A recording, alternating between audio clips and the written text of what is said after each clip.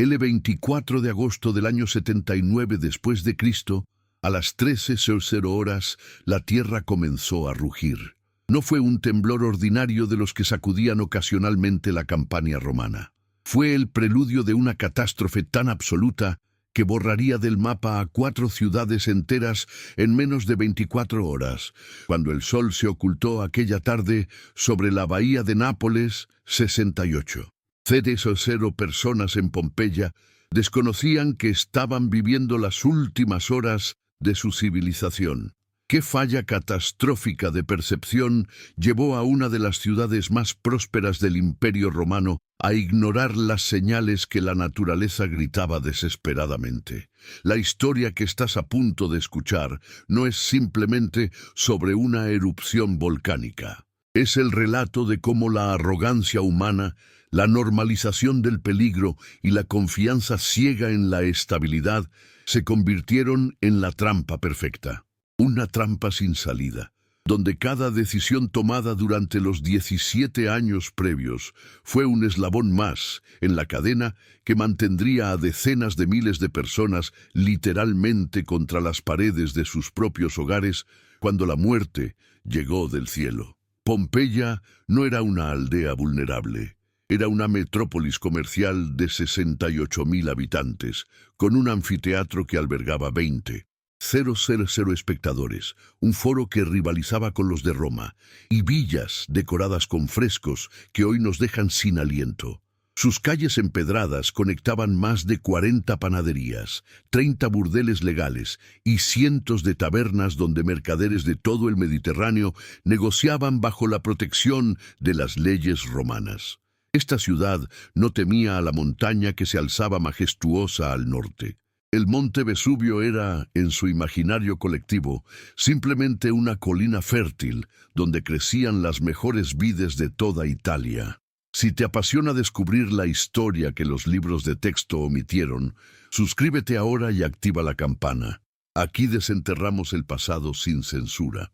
Pero retrocedamos 17 años antes de aquel fatídico agosto. El 5 de febrero del año 62 después de Cristo, un terremoto de magnitud estimada en 6.1 sacudió la región durante varios minutos eternos.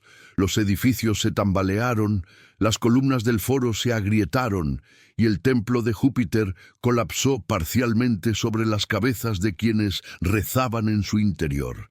Fue un despertar brutal. Las familias patricias huyeron temporalmente a sus villas costeras. Los comerciantes evaluaron los daños. Los esclavos comenzaron la reconstrucción inmediata bajo el látigo de sus amos. ¿Y qué hicieron los pompeyanos con esta advertencia divina? Exactamente lo que hace la mayoría de civilizaciones cuando enfrentan señales de amenaza existencial. La ignoraron sistemáticamente. En los 17 años siguientes, Pompeya no solo se reconstruyó, sino que se expandió con una euforia constructiva casi maníaca. Nuevas termas surgieron donde antes había ruinas. Los baños públicos se renovaron con mosaicos más elaborados. Las casas particulares añadieron segundos pisos que convertían los estrechos callejones en túneles de sombra. La ciudad se densificó, se verticalizó, se convirtió en un laberinto urbano cada vez más complejo y sin que nadie lo comprendiera, cada vez más letal. Los temblores nunca cesaron completamente. Pequeños sismos sacudían las paredes 1 o 2 veces por semana. Los pompeyanos se acostumbraron tanto a ellos que desarrollaron un término coloquial: los saludos de Vulcano, el dios romano del fuego subterráneo. Las grietas en las paredes se reparaban con yeso. Las ánforas de vino que caían de los estantes se reemplazaban sin mayor reflexión. La normalización del peligro es quizás el anestésico más potente que puede consumir una sociedad. Cuando lo extraordinario se vuelve ordinario, cuando lo amenazante se torna familiar, la capacidad humana de responder apropiadamente se atrofia hasta desaparecer. Durante aquellos años, el Vesubio permanecía silencioso en su superficie, pero sus entrañas hervían con una presión que aumentaba exponencialmente. A 4 kilómetros bajo la cima, una cámara magmática del tamaño de toda la ciudad de Pompeya se llenaba de roca fundida a temperaturas que superaban los 1200 grados Celsius. El magma contenía cantidades masivas de gases disueltos, dióxido de azufre, dióxido de carbono, vapor de agua. Cada año que pasaba, la presión aumentaba. El volcán respiraba, pero nadie escuchaba su jadeo agónico. Los signos estaban por todas partes para quien quisiera verlos. Las fuentes termales de las afueras se calentaron progresivamente. Algunos manantiales comenzaron a emanar vapores sulfurosos que hacían toser a quienes pasaban cerca. Los pozos de agua que tradicionalmente proporcionaban agua fresca empezaron a secarse misteriosamente, mientras que otros, antes secos, brotaban con agua tibia y un sabor metálico extraño. Alguien conectó estos puntos dispersos. Algún augur advirtió que los dioses preparaban algo más grande que los temblores cotidianos. Si hubo advertencias, fueron ignoradas o ridiculizadas. La economía de Pompeya estaba en su momento más brillante. El comercio fluía por sus calles como la sangre por las arterias de un cuerpo sano. Los barcos llegaban diariamente al puerto de Pozzuoli, a pocos kilómetros de distancia, cargados con especias de Oriente, esclavos de Grecia, cerámica de Galia. Los pompeyanos habían aprendido a fabricar el garum, una salsa de pescado fermentado que se exportaba por todo el imperio y generaba fortunas comparables a las del aceite de oliva. ¿Por qué preocuparse por temblores y vapores sulfurosos cuando el dinero fluía tan generosamente? La mañana del 24 de agosto amaneció con un calor sofocante inusual, incluso para el verano italiano. La temperatura había alcanzado los 38 grados Celsius antes del mediodía, una anomalía térmica que ahora sabemos era causada por el incremento del flujo de calor subterráneo. Las calles estaban llenas de actividad. En el foro, los comerciantes negociaban contratos bajo los pórticos. En las termas, los ciudadanos se sumergían en las piscinas de agua fría, intentando escapar del calor asfixiante. En el anfiteatro, los organizadores preparaban los juegos gladiatorios que estaban programados para la semana siguiente. A la 1 de la tarde, exactamente a las 13:00 según los cálculos modernos basados en las posiciones de los cuerpos y las sombras fosilizadas, el Vesubio despertó. No fue un despertar gradual. Fue una explosión catastrófica que liberó en un instante la energía equivalente a 100.000 bombas atómicas, como la lanzada sobre Hiroshima. La cima de la montaña literalmente desapareció en una columna de gases, ceniza y fragmentos de roca que se elevó a la estratosfera en cuestión de minutos. El sonido de la explosión inicial fue escuchado a más de 150 kilómetros de distancia, en Roma. Plinio el Viejo, el comandante de la flota romana estacionada en Miseno, al otro lado de la bahía, describió en sus notas como un pino de oscuridad emergió de la montaña. Su sobrino, Plinio el Joven, que sobreviviría para documentar estos eventos, escribió que la columna eruptiva se elevaba tan alto que perdía la definición, expandiéndose en la atmósfera superior como las ramas de un árbol gigantesco. ¿Qué sintieron los pompeyanos en aquel primer momento? El terror inicial probablemente fue mezclado con confusión. Muchos habían vivido toda su vida sin jamás ver al Vesubio activo. La montaña verde y tranquila que conocían estaba vomitando un pilar de oscuridad que bloqueaba el sol. En menos de 15 minutos después de la explosión inicial, la columna eruptiva había alcanzado los 33 kilómetros de altura, penetrando profundamente en la estratosfera, donde los vientos de gran altitud comenzaron a dispersar la ceniza. Los vientos dominantes de aquel día soplaban desde el noroeste. Esto significaba que toda la columna eruptiva derivaba directamente hacia Pompeya, Estavia, Oplontis y Herculano. Era como si el destino mismo hubiera conspirado para dirigir la furia del volcán exactamente hacia las zonas más densamente pobladas. Las ciudades al norte y oeste del Vesubio serían apenas tocadas, pero las que yacían al sur y sureste enfrentarían la descarga completa de la ira volcánica. Los primeros fragmentos de piedra pómez comenzaron a caer sobre Pompeya aproximadamente a las 13:30 horas, apenas 30 minutos después de la explosión inicial. No eran cenizas finas, eran fragmentos de roca volcánica del tamaño de nueces, luego de pelotas de golf, luego de puños cerrados. Caían del cielo como una lluvia sólida, rebotando en los techos de tejas, acumulándose en las calles, golpeando a quienes se atrevían a permanecer afuera. La piedra pómez es engañosamente ligera, llena de burbujas de gas fosilizado, pero su volumen es devastador.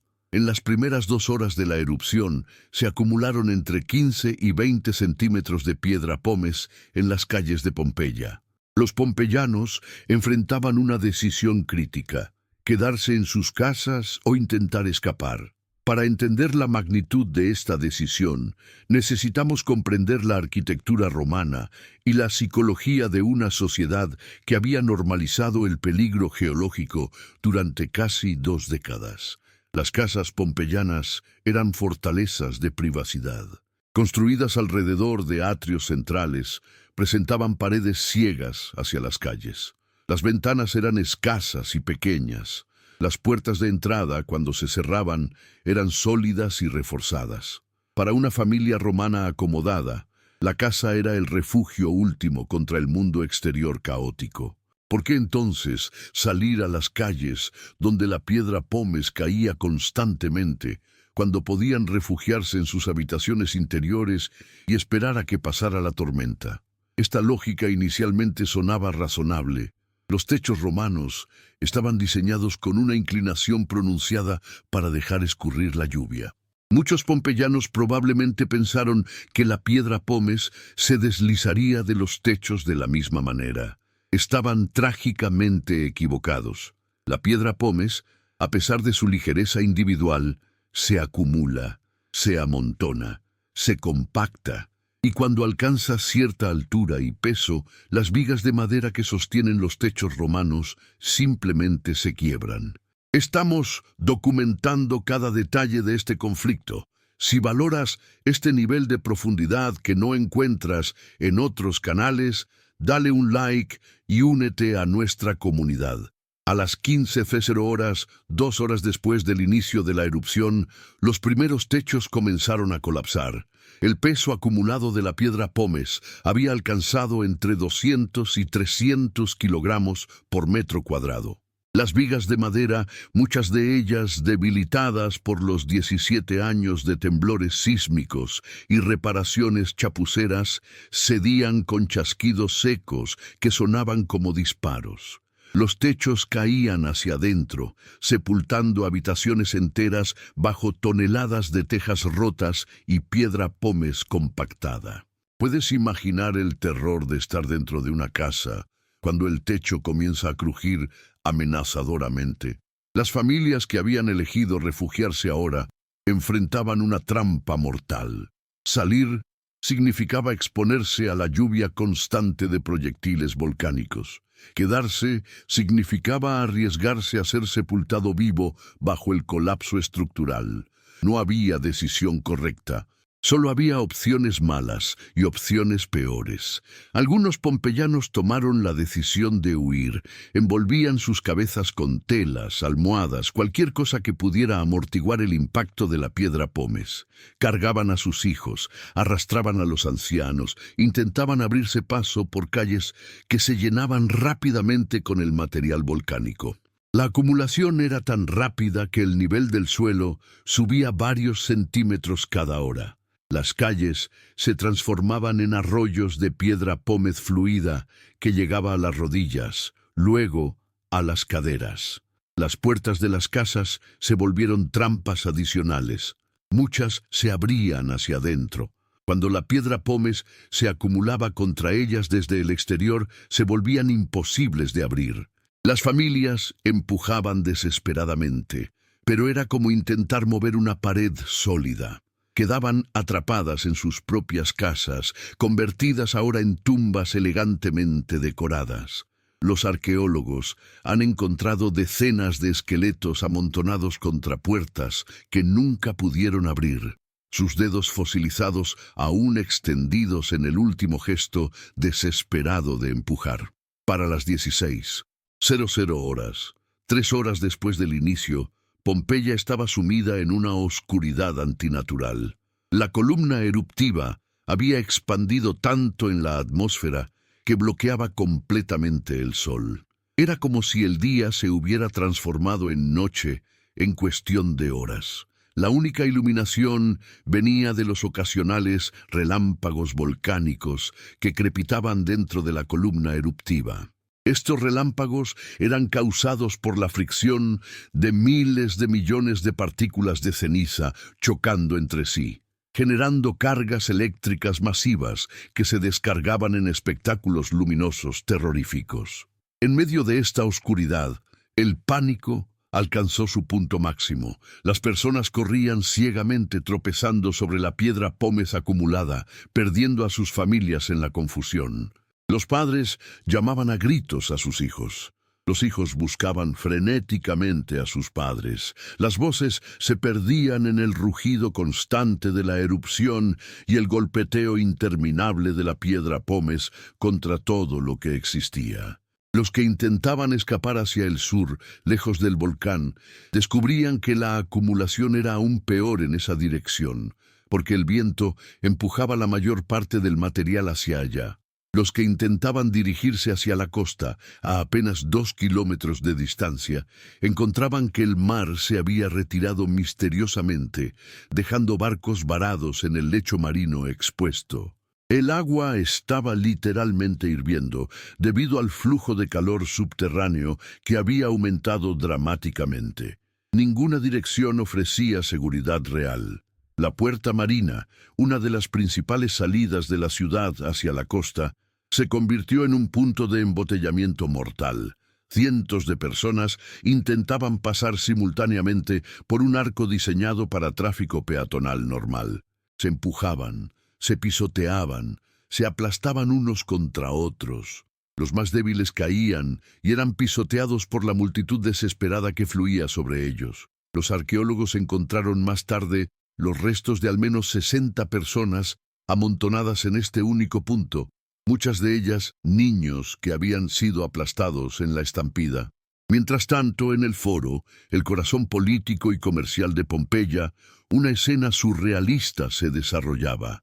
Las estatuas de los emperadores y dioses permanecían erguidas, mientras todo a su alrededor se cubría de blanco.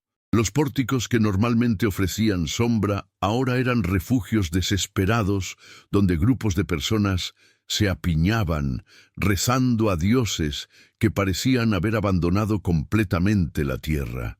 El templo de Júpiter, aún parcialmente en ruinas desde el terremoto de 17 años atrás, recibía a fieles desesperados que imploraban la intervención divina. ¿Dónde estaban las autoridades en estos momentos cruciales?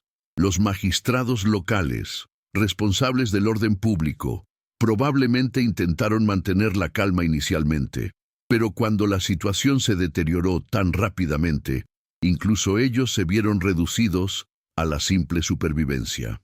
El anfiteatro, que podría haber servido como refugio colectivo, estaba demasiado lejos para muchos, y su techo masivo era vulnerable al mismo colapso que amenazaba las casas privadas. A las 18:00 horas, 5 horas después del inicio, la acumulación de piedra pómez en Pompeya había alcanzado los 2,80 metros. Las casas de un solo piso estaban casi completamente sepultadas. Solo sobresalían las puntas de los techos más altos. Las calles eran cañones de piedra pómez donde moverse era casi imposible. Los que aún intentaban escapar caminaban literalmente sobre un segundo suelo elevado, 3 metros por encima del pavimento original. Pero lo peor aún estaba por venir. La erupción había estado descargando material constantemente durante estas 5 horas. pero el tipo de actividad volcánica estaba a punto de cambiar de manera catastrófica. La columna eruptiva, que se había elevado gloriosamente hacia la estratosfera, comenzó a perder estabilidad. Había alcanzado su altura máxima física. La gravedad empezaba a reclamar su dominio sobre la columna de gases y ceniza sobrecalentada. Aproximadamente a las 19:00 horas ocurrió lo que los vulcanólogos modernos llaman un colapso de columna. La parte superior de la columna eruptiva simplemente cayó sobre sí misma. Miles de toneladas de gases mortales, ceniza incandescente y fragmentos de roca colapsaron hacia los flancos del volcán en una avalancha piroclástica que se movía a velocidades de hasta 160 kilómetros por hora. La temperatura en el frente de esta avalancha superaba los 300 grados Celsius. Herculano, situada al noroeste del Vesubio y que hasta ese momento había sido relativamente poco afectada por la caída de Piedra Pómez debido a la dirección del viento, fue golpeada de lleno por esta primera oleada piroclástica. La ciudad fue aniquilada en cuestión de segundos. Los 5,000 habitantes que habían permanecido allí murieron instantáneamente. Sus cuerpos carbonizados en posturas que sugieren que ni siquiera tuvieron tiempo de comprender qué estaba sucediendo. El tejido cerebral de algunas víctimas literalmente hirvió y se convirtió en vidrio debido al calor extremo. Pompeya, por su ubicación al sureste, fue protegida inicialmente de estas oleadas piroclásticas por la topografía, pero esto solo prolongó su agonía. Durante las horas de oscuridad de aquella noche interminable, entre las 19:00 y las 23:00 horas, los pompeyanos que aún sobrevivían enfrentaban condiciones cada vez más imposibles. La Piedra Pómez seguía cayendo. Los gases volcánicos, principalmente dióxido de azufre, se filtraban incluso a través de las telas que la gente presionaba contra sus narices y bocas. La respiración se volvía dolorosa, como inhalar vidrio molido. En los sótanos y habitaciones interiores donde muchas familias se refugiaban, el aire se volvía progresivamente irrespirable. El dióxido de carbono, más pesado que el aire normal, se acumulaba en las zonas bajas. Las personas se adormecían, perdían la conciencia, morían silenciosamente asfixiadas sin siquiera comprenderlo. No había lucha dramática, solo una pérdida gradual de conciencia mientras el cerebro se veía privado de oxígeno. Los que permanecían en las plantas superiores o lograban mantenerse por encima de la acumulación de Piedra Pómez enfrentaban el terror psicológico de la oscuridad absoluta y el rugido implacable de la erupción. Sin referencias visuales, sin forma de saber qué hora era o cuánto tiempo había pasado, la mente humana comienza a fragmentarse. El tiempo se distorsiona. Los minutos parecen horas. Las horas parecen días. A medianoche del 24 de agosto, 12 horas después del inicio, Pompeya era irreconocible.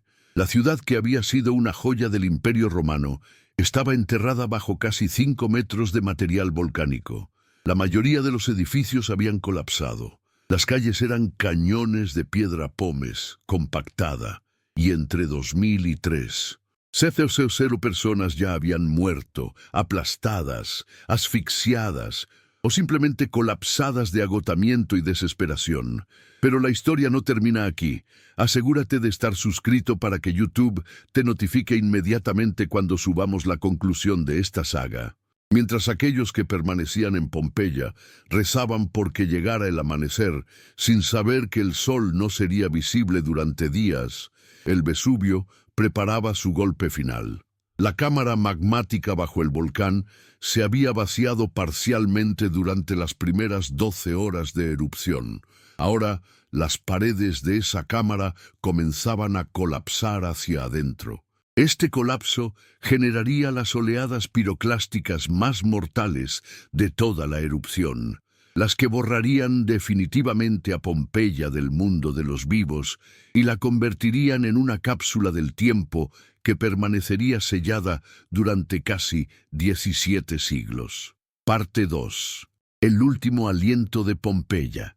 Si acabas de llegar, suscríbete para no perderte el archivo completo de documentales que estamos construyendo. Cuando el reloj marcó la 1 de la madrugada del 25 de agosto del año 79 después de Cristo, 13 horas después del inicio de la erupción, el Vesubio cambió dramáticamente su comportamiento.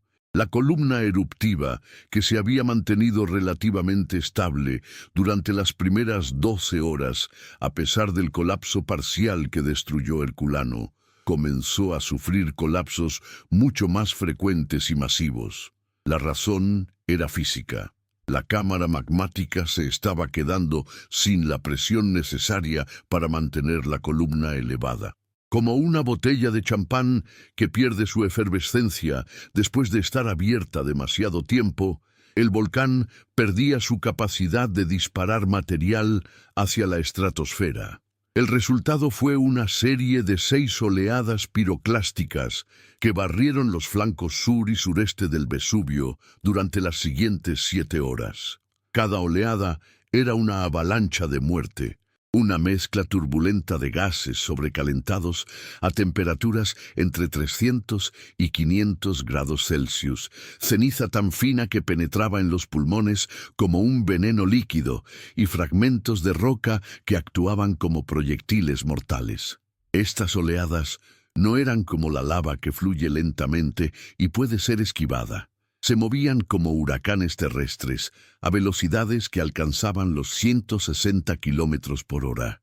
La primera oleada piroclástica alcanzó los barrios del norte de Pompeya, aproximadamente a las 1:30 de la madrugada. Llegó como un muro invisible de calor y gases tóxicos que se movía a través de las calles elevadas de piedra pómez. Los pompeyanos, que aún sobrevivían en las plantas superiores de los edificios, no la vieron venir. En la oscuridad absoluta, lo único que percibieron fue un cambio súbito en la temperatura y un olor a azufre intensificado. Luego, el calor los golpeó. ¿Cómo muere un ser humano expuesto a gases a 300 grados? No es instantáneo como en una explosión, pero es rápido. Los pulmones se queman con la primera inhalación. El tejido delicado de los alvéolos simplemente se carboniza. La persona colapsa, incapaz de respirar, mientras el cerebro es privado de oxígeno. La muerte por asfixia térmica toma entre 2 y 3 minutos. Durante esos minutos la conciencia permanece. La persona sabe que está muriendo. Puede sentir cómo su cuerpo falla. Esta es quizás la muerte más terrible de todas, morir consciente e incapaz de hacer nada para evitarlo. Los cuerpos encontrados por los arqueólogos en las capas correspondientes a esta primera oleada muestran posturas de agonía extrema, espaldas arqueadas, puños cerrados, bocas abiertas en gritos silentes.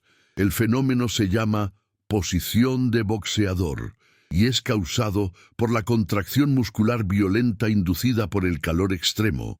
Los músculos literalmente se contraen y solidifican, congelando a las víctimas en sus últimos momentos de vida. La segunda oleada llegó a las 2:45 de la madrugada. Fue más masiva y caliente que la primera, con temperaturas que alcanzaron los 400 grados Celsius. Barrió completamente el centro de Pompeya, incluyendo el foro. Las personas que se habían refugiado en los templos y edificios públicos murieron donde estaban paradas. El calor fue tan intenso que algunos cuerpos fueron parcialmente cremados. Las joyas de oro que llevaban se fundieron parcialmente contra su piel carbonizada. En las termas, donde docenas de personas se habían refugiado pensando que la estructura sólida ofrecería protección, la oleada piroclástica entró por cada abertura, cada ventana, cada conducto de ventilación. El calor se concentró en los espacios cerrados, creando efectivamente hornos humanos. Los arqueólogos encontraron allí los restos de 43 personas, muchas de ellas niños, amontonadas en las esquinas donde habían intentado alejarse de las puertas y ventanas por donde entraba el infierno. Entre las 3:00 y las 5:00 de la madrugada, 4 oleadas más golpearon Pompeya en rápida sucesión. Cada una era ligeramente menos intensa que la anterior, porque el volcán perdía gradualmente energía, pero juntas completaron la aniquilación total de la ciudad. Los edificios que aún permanecían en pie fueron derribados por la fuerza cinética de los flujos. Las paredes se agrietaron y colapsaron. Los frescos cuidadosamente pintados fueron cubiertos por capas de ceniza que los sellarían durante 17 siglos. La sexta y última oleada piroclástica alcanzó Pompeya aproximadamente a las 8:00 de la mañana del 25 de agosto, 20 horas después del inicio de la erupción. Fue la más débil de todas, pero no importaba. No quedaba nadie vivo en Pompeya para experimentarla. La ciudad estaba muerta. Completamente, absolutamente muerta. De los 68.000 habitantes, se estima que entre 16.000 y 20.000 perecieron directamente en la ciudad. Los demás habían escapado durante las primeras horas o habían muerto en las rutas de evacuación hacia Estabia y Nápoles. ¿Qué pasó con los que escaparon? La tragedia de Pompeya no terminó con la aniquilación de la ciudad. Miles de refugiados caminaban por carreteras cubiertas de ceniza, muchos heridos, todos traumatizados, hacia ciudades que no estaban preparadas para recibirlos. Estabia, a 10 kilómetros al sur, fue alcanzada por las oleadas piroclásticas finales y destruida también, matando a cientos de refugiados que pensaban haber alcanzado la seguridad. Plinio el Viejo, que había navegado valientemente desde Miceno para intentar rescatar sobrevivientes, murió en la playa de Estabia, aparentemente de un ataque cardíaco inducido por los gases volcánicos. Los días siguientes fueron un período de caos absoluto en toda la región de Campania. La ceniza volcánica había cubierto más de 500 kilómetros cuadrados, con una capa que variaba entre varios centímetros y varios metros. Las cosechas fueron destruidas. El ganado murió asfixiado o envenenado por los pastos cubiertos de ceniza tóxica. Los ríos se llenaron de sedimento volcánico, volviendo el agua no potable.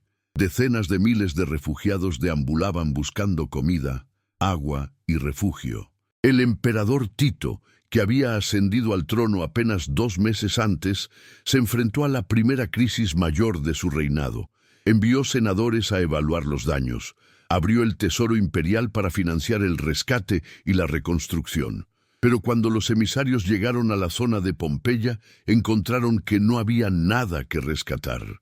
La ciudad simplemente había desaparecido bajo metros de material volcánico. Las puntas de algunos edificios altos aún sobresalían, pero excavar era imposible con la tecnología disponible. Además, el material volcánico se había compactado y endurecido, formando una matriz casi sólida. Se tomó una decisión pragmática: Pompeya sería abandonada. Los sobrevivientes serían reasentados. Las tierras serían redistribuidas. El Vesubio, ahora silencioso de nuevo aunque aún humeante, sería evitado como una zona maldita por los dioses. En cuestión de décadas, el conocimiento preciso de dónde había estado Pompeya se perdió. La vegetación cubrió las colinas artificiales de material volcánico. El paisaje se niveló, y una de las ciudades más prósperas del Imperio Romano se convirtió en leyenda. Pero la historia de Pompeya no termina con su destrucción. La verdadera historia comienza con su redescubrimiento.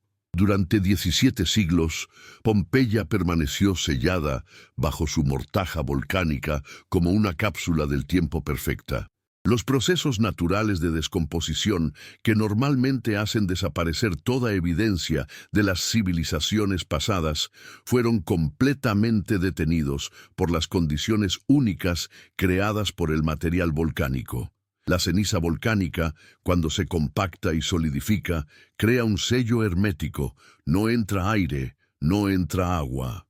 Los microorganismos que normalmente descomponen materia orgánica no pueden sobrevivir en estas condiciones. El resultado es una preservación extraordinaria. Cuando los cuerpos de las víctimas se descompusieron, dejaron cavidades perfectas en el material volcánico endurecido. Estas cavidades conservaron cada detalle, las expresiones faciales, la ropa, incluso las huellas dactilares. El redescubrimiento accidental comenzó en 1599, cuando un arquitecto llamado Domenico Fontana excavaba un canal subterráneo para desviar el río Sarno y descubrió paredes pintadas. No reconoció lo que había encontrado y el descubrimiento fue olvidado. Más de un siglo después, en 1748, el ingeniero militar español Roque Joaquín de Alcubierre, trabajando para el rey de Nápoles, comenzó excavaciones sistemáticas en lo que se conocía vagamente como la ciudad. Estaba buscando tesoros y artefactos para la colección real. Lo que encontró superó toda expectativa. Edificios completos emergieron de la tierra. Frescos con colores tan vívidos que parecían pintados ayer. Mosaicos intactos, instrumentos médicos, herramientas de carpintería, pan carbonizado en las panaderías, grafiti en las paredes con chistes obscenos, declaraciones de amor y quejas sobre precios excesivos. Era como si alguien hubiera presionado pausa en medio de un día ordinario del año 79 desde Cristo. El descubrimiento revolucionó la arqueología como disciplina. Antes de Pompeya, el mundo antiguo era conocido principalmente a través de textos literarios escritos por élites educadas. Pompeya mostraba cómo vivía realmente la gente común. Las casas no eran palacios idealizados, sino hogares funcionales con cocinas, letrinas y habitaciones de servicio. Los burdeles tenían precios pintados en las paredes junto a imágenes explícitas de los servicios disponibles. Las tabernas tenían menús y listas de precios. Era la vida romana sin filtros. Uno de los descubrimientos más conmovedores fue hecho por Giuseppe Fiorelli, director de las excavaciones de Pompeya entre 1863 y 1875. Fiorelli se dio cuenta de que las cavidades en el material volcánico eran moldes perfectos de los cuerpos descompuestos. Desarrolló una técnica brillante: inyectar yeso líquido en las cavidades antes de excavar alrededor de ellas. Cuando el yeso se solidificaba y el material volcánico circundante era removido, emergían estatuas fantasmales de las víctimas en sus momentos finales. Los moldes de yeso revelaban historias devastadoras. Una familia completa abrazada en una habitación interior. Padres cubriendo con sus cuerpos a dos niños pequeños. Un hombre intentando proteger su rostro con su brazo. Un perro encadenado que había intentado desesperadamente escapar de su correa. Su cuerpo arqueado en la agonía de la asfixia. Una mujer embarazada con las manos sobre su vientre. Los moldes no eran simplemente artefactos arqueológicos, eran memoriales de tragedias personales. Entre los descubrimientos más significativos estaba el de los amantes de Pompeya, dos cuerpos encontrados en un abrazo que parecía romántico. Durante décadas fueron exhibidos como símbolo del amor eterno. Análisis modernos de ADN revelaron que ambos eran hombres, posiblemente hermanos, o padre e hijo, destrozando la narrativa romántica, pero revelando una historia igualmente conmovedora sobre el amor familiar en momentos de crisis. Los arqueólogos también descubrieron evidencia de los intentos desesperados de escape. En las antiguas murallas de la ciudad encontraron los restos de personas que habían intentado saltar desde alturas considerables para escapar de la piedra pómez acumulada. Algunos habían sobrevivido a la caída solo para morir poco después en las oleadas piroclásticas. Las puertas de la ciudad mostraban concentraciones masivas de cuerpos, evidencia de los embotellamientos fatales durante la evacuación. En los jardines de las villas patricias encontraron los esqueletos de esclavos que habían sido deliberadamente encerrados por sus amos, aparentemente para evitar que robaran durante el caos. Estas personas murieron lentamente, encerradas en habitaciones de servicio mientras escuchaban el apocalipsis desarrollarse afuera. Sus esqueletos mostraban marcas de intentos frenéticos de romper las puertas de madera, intentos que obviamente fracasaron. Uno de los hallazgos más perturbadores fue el de un grupo de gladiadores en su cuartel. 18 hombres, todos en la flor de su juventud, encadenados en sus celdas. Los gladiadores eran propiedad valiosa, a menudo encadenados de noche para prevenir escapes o suicidios.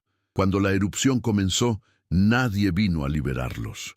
Murieron donde estaban, algunos aún con sus cadenas puestas, otros que habían logrado romperlas, pero no pudieron escapar de las habitaciones cerradas con llave desde afuera. Las excavaciones también revelaron la economía de último minuto que se desarrolló durante las primeras horas de la erupción. En varias casas encontraron evidencia de que los propietarios habían intentado llevarse sus tesoros más valiosos. Cajas fuertes de hierro habían sido abiertas, las joyas removidas. Pero muchos de estos fugitivos ricos fueron encontrados muertos a pocos metros de sus casas, sus manos aún aferradas a bolsas llenas de monedas de oro que terminaron no sirviendo de nada. Sin embargo, también hubo historias de sacrificio heroico. En una casa grande encontraron los restos de toda una familia junta en el atrio: padres, abuelos, hijos y varios esclavos domésticos. Los análisis de la disposición de los cuerpos sugieren que los esclavos pudieron haber elegido quedarse con la familia en lugar de intentar escapar solos. O quizás la familia se negó a abandonar a sus esclavos enfermos o ancianos. Sea como sea, eligieron morir juntos. Las panaderías de Pompeya ofrecían ventanas únicas a la vida cotidiana interrumpida. En la panadería de Modesto, los arqueólogos encontraron 81 panes perfectamente conservados, carbonizados pero con su forma intacta, todavía en el horno donde habían sido colocados la mañana del 24 de agosto. El panadero probablemente murió intentando escapar, y sus panes permanecieron horneándose durante las primeras horas de la erupción hasta que el horno se apagó y los panes se carbonizaron. Las termas públicas revelaron el nivel de sofisticación tecnológica romana. Los sistemas de calefacción subterránea, las tuberías de plomo que llevaban agua fría y caliente, los vestuarios con nichos numerados para la ropa. En una de las termas encontraron un grafiti que decía Apollinaris medicus Titi imperatoris hic cacabit bene. Apollinaris, médico del emperador Tito, cagó bien aquí. Incluso en sus momentos más privados, los romanos no podían resistir documentar su existencia. Si quieres que sigamos produciendo documentales de larga duración, la mejor forma de apoyarnos es suscribiéndote. Comenta qué otra historia olvidada deberíamos investigar. Los últimos 200 años de excavaciones han revelado aproximadamente 2/3 de la ciudad antigua. 1/3 permanece aún enterrado, deliberadamente preservado para futuras generaciones con mejores tecnologías de excavación y conservación. Cada año, nuevas técnicas arqueológicas revelan detalles adicionales. Los análisis de ADN de los restos humanos muestran que Pompeya era mucho más diversa étnicamente de lo que se pensaba. Había residentes de origen griego, egipcio, de Asia Menor. Era verdaderamente una ciudad cosmopolita del Imperio Romano. La química moderna ha permitido analizar los contenidos de las ánforas encontradas en las casas y tabernas, revelando dietas y hábitos de consumo. Sabemos ahora que los pompeyanos comían pescado en todas las comidas, usaban garum como condimento universal y bebían vino diluido con agua. Beber vino puro era considerado bárbaro. Los análisis isotópicos de los huesos revelan que tenían dietas sorprendentemente saludables, ricas en cereales, verduras y pescado fresco. Las nuevas tecnologías también han permitido leer los papiros carbonizados encontrados en la Villa de los Papiros en Herculano. Estos documentos, que parecían perdidos para siempre porque estaban completamente carbonizados y quebradizos, ahora pueden ser escaneados con tomografía computarizada multiespectral. Están revelando textos filosóficos griegos que no se conocían por ninguna otra fuente. Es como si Pompeya continuara hablando 17 siglos después de su silenciamiento. El legado de Pompeya trasciende la arqueología. La ciudad ha inspirado incontables obras de arte, literatura y cultura popular. El último día de Pompeya, de Karl Brjullov, pintado en 1833, capturó la imaginación romántica del siglo XIX con su representación dramática de la catástrofe. La novela de Edward Bulwer Lytton, Los últimos días de Pompeya, 1834, convirtió la tragedia en un melodrama victoriano que fue leído por millones. En tiempos modernos, Pompeya se ha convertido en símbolo de cómo la civilización puede ser aniquilada en momentos. Es una advertencia sobre la arrogancia humana ante las fuerzas naturales. Los pompeyanos habían normalizado el peligro durante 17 años después del terremoto del 62 d.C. Se habían convencido de que los temblores eran simplemente parte de la vida en esa región. Habían construido una civilización próspera en la sombra de un volcán activo, y pagaron el precio final por esa arrogancia.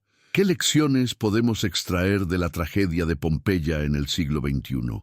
Más de 600 millones de personas viven actualmente en zonas de alto riesgo volcánico alrededor del mundo. Nápoles, la ciudad moderna que creció en la misma región donde Pompeya fue destruida, tiene más de 3 millones de habitantes. El Vesubio no está extinto. Ha erupcionado más de 50 veces desde el año 79 d.C., la más reciente en 1944. Los vulcanólogos consideran que otra erupción mayor es inevitable, solo es cuestión de tiempo. La tecnología moderna ha mejorado nuestra capacidad de monitorear volcanes y predecir erupciones con días o incluso semanas de anticipación. Pero la lección fundamental de Pompeya permanece. La naturaleza es más poderosa que cualquier civilización humana. La diferencia entre salvación y aniquilación puede ser simplemente una decisión tomada en el momento correcto. Los pompeyanos, que evacuaron durante las primeras 3 horas de la erupción, sobrevivieron. Los que esperaron demasiado perecieron. La preservación extraordinaria de Pompeya también nos recuerda la fragilidad de la memoria histórica. Si no hubiera sido por el sellado volcánico, Pompeya habría desaparecido como tantas otras ciudades antiguas, conocidas solo por menciones dispersas en textos históricos. La mayoría de civilizaciones no tienen la suerte de ser preservadas tan perfectamente. Desaparecen y con ellas la evidencia de cómo vivían realmente sus habitantes. Hoy Pompeya es uno de los sitios arqueológicos más visitados del mundo, recibiendo más de 3 millones de visitantes anualmente. Pero la conservación es un desafío constante. Los edificios excavados hace 200 años se deterioran bajo la exposición al sol, la lluvia y los pies de millones de turistas. Las paredes pintadas pierden sus colores, los mosaicos se fragmentan. Es una carrera contra el tiempo para documentar y preservar antes de que el desgaste natural haga su trabajo. La ironía final es que la erupción que destruyó Pompeya también la preservó.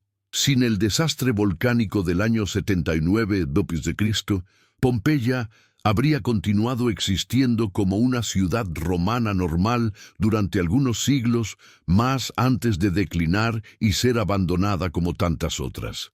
Sus edificios habrían sido saqueados para materiales de construcción. Sus frescos habrían desaparecido.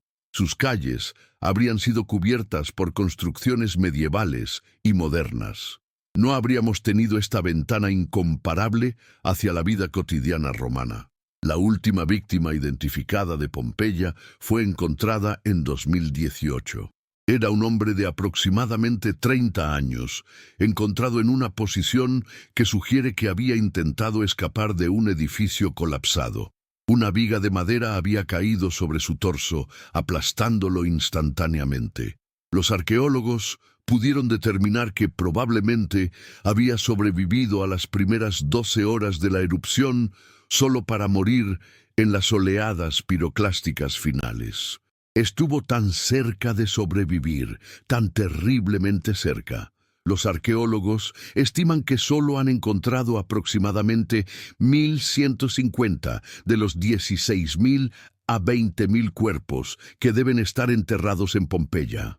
La mayoría permanecen bajo tierra, en el tercio de la ciudad que aún no ha sido excavado, o en áreas que fueron excavadas en los siglos XVIII y XIX, cuando los métodos arqueológicos eran primitivos y los restos humanos simplemente se descartaban en busca de tesoros más valiosos.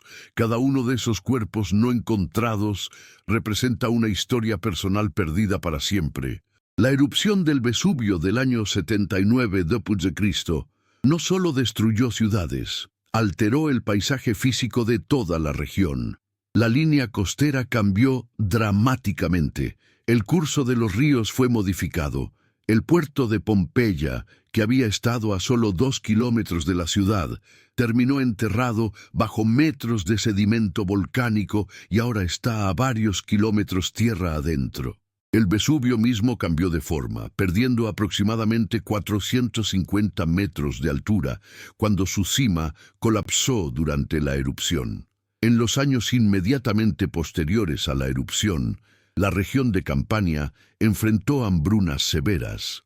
Las tierras fértiles que habían sostenido viñedos prósperos y campos de trigo estaban cubiertas de ceniza estéril. Tomó décadas antes de que la vegetación comenzara a recolonizar el paisaje, pero eventualmente la ironía de la naturaleza se manifestó. La ceniza volcánica, rica en minerales, eventualmente enriqueció el suelo. Los viñedos volvieron, más productivos que nunca. La vida continuó. Los descendientes de los sobrevivientes de Pompeya se dispersaron por todo el Imperio Romano. Algunos se establecieron en Roma, manteniendo sus nombres familiares y transmitiendo historias de la ciudad perdida que se volvieron cada vez más legendarias con cada generación. Otros emigraron a provincias distantes, buscando comenzar de nuevo lejos de la sombra del Vesubio.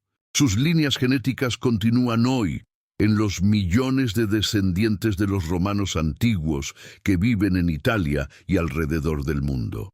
La historia de Pompeya concluye con una reflexión sobre la memoria y el olvido.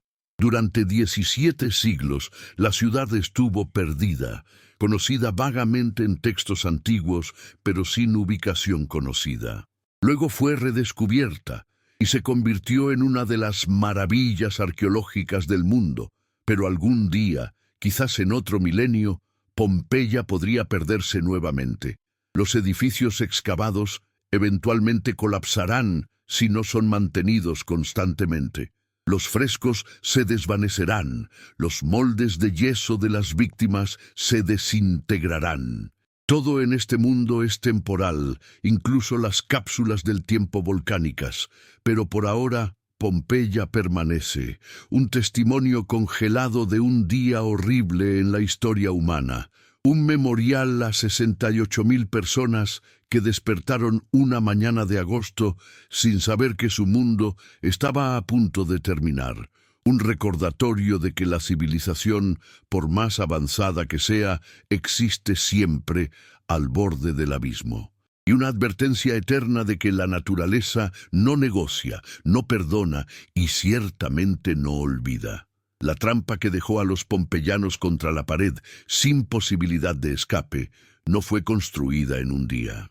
Fue construida a lo largo de 17 años de normalización del peligro, de confianza excesiva en la estabilidad, de decisiones arquitectónicas que priorizaban la privacidad sobre la evacuación rápida, de una ubicación geográfica que los colocaba directamente en el camino de la furia volcánica. Cada uno de estos factores, individualmente, era manejable.